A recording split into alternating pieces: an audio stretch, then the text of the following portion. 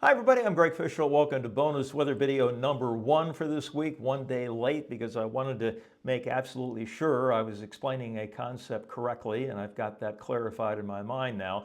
This is going to be quite a bit of math here. So again, if math is something you absolutely despise, you probably, aren't going to be all that entertained by this video. But if you like that kind of stuff, then hopefully at least some of it you will find mildly interesting. So let's go on ahead here and get started. So this is the graph. I forgot to put myself down here in the corner. Let me do that. Okay, this is a graph of an equation.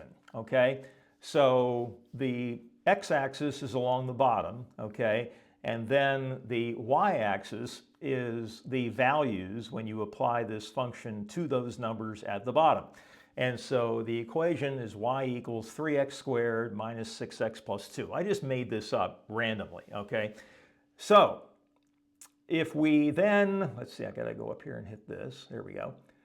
If we take the derivative of that, okay, now all you have to do, this is sort of a simple formula, to get the derivative of an equation, which basically tells you the slope, okay, of this function at any one given point.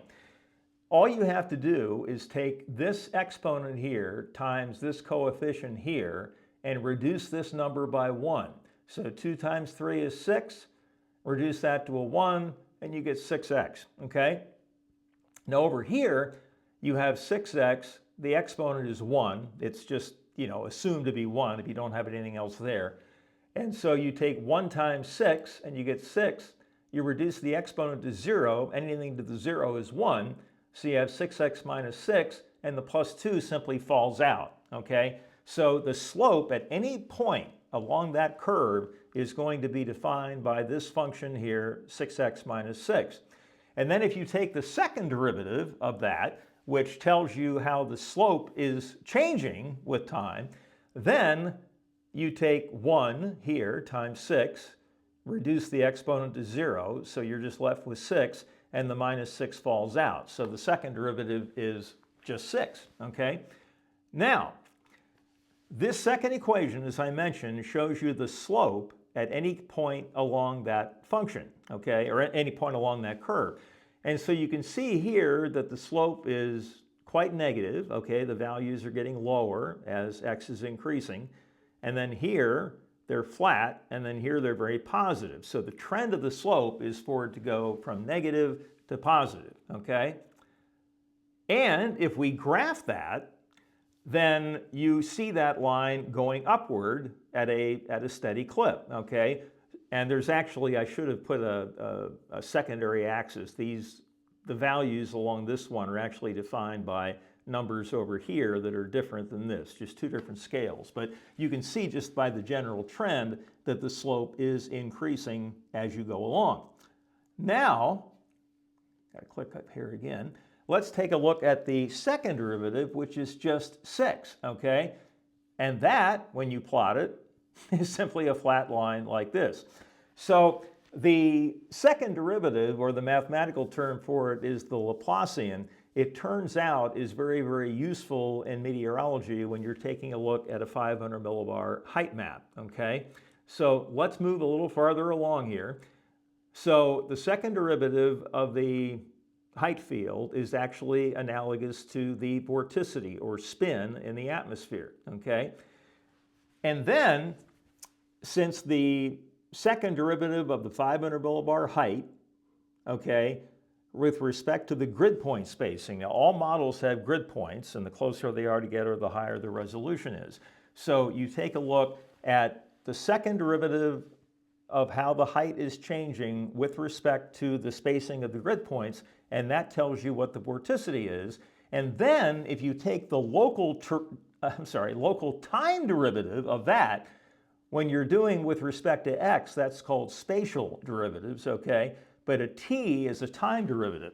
And so you take the time derivative of the Laplacian of the height field, and that gives you vorticity advection, or how the wind is basically moving areas of vorticity along.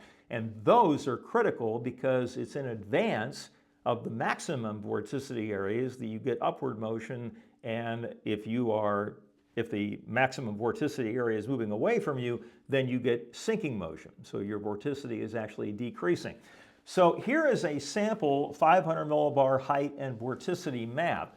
And if you take a look at how the flow, you see how the line here is really curved very, very sharply. So there's a vorticity maximum right in there. You see how the lines are curved sharply here. There's another vorticity maximum. And up in here, they're curved. There's another max, and there's another max with this right in here. So whenever you see the flow is being sharply curved, there is usually a vorticity maximum near that area. The other thing that comes into play with vorticity is shear, okay? That if the wind is very strong here and just to the north of it, it is weaker, then if you think about a little stick, if it was imposed there, then the bottom of the stick would be moving faster than the top of the stick because the winds are stronger here than they are there, and it starts to rotate in a counterclockwise manner, okay? So these areas of vorticity also take into account that. But basically, if you see a strongly curved flow, there's going to be a maximum of vorticity in that particular spot. And again, if those maximum areas are advancing toward you, then that means that you're probably going to have upward motion. And if you have enough moisture, you will get clouds and precipitation. So, in summary, a 500 millibar height map shows you the contours of the height of a constant pressure surface. In this case, 500 millibars. How high do you have to go up to reach a pressure of 500 millibars? And that surface is going to undulate and bend, okay? Now, winds tend to blow basically parallel to these lines, and the more tightly packed the lines are, the stronger the wind speed. Much like isobars at the surface, okay? The more tightly packed the isobars are, the stronger the wind blows. The second derivative, or Laplacian, of the height field is analogous to the vorticity, or spin, in the atmosphere at that particular level. The wind then moves or advects the vorticity pattern along in the flow. The local time derivative of the Laplacian of the height field is analogous to vorticity advection, okay? And that ultimately is what we are interested in, because positive vorticity advection, and this is a key thing, a lot of people don't know this, it isn't good enough just to have positive vorticity advection at any level. It has to be increasing with height, okay? So in the wintertime, when we have a strong jet stream, that's almost a given, okay, that the winds are going to get stronger and stronger as you go up. But down in the tropics, this would never hold, or very rarely would hold, because the winds are usually weak at all levels of the atmosphere down there, okay? So this is a mid-latitude phenomenon for the most part. And so positive vorticity advection increasing with height leads to upward motion, and negative vorticity advection increasing with height leads to sinking motion. Obviously, rising motion gives birth to clouds and precipitation, or can, and sinking motion produces warming and drying, and usually clear skies or mostly clear skies. So this is just, one of the ways that you can analyze the atmosphere mathematically, and a lot of these mathematical equations go into these computer models, and this is how they derive what the values of any given parameter are at a certain level at a certain time, and then they project that out into the future, giving you an idea as to whether or not your weather is going to be bad or good. And of course, that all depends on how you define bad and good, okay? All right, I'm going to stop there. I hope that wasn't too much, but just wanted to be a little geeky here for one day. That is bonus weather video number 1 for this week. The next one will be coming up tomorrow. We'll get back on schedule. And the next daily update coming up later this afternoon. So you all take care, stay warm. We'll talk to you soon. See you later.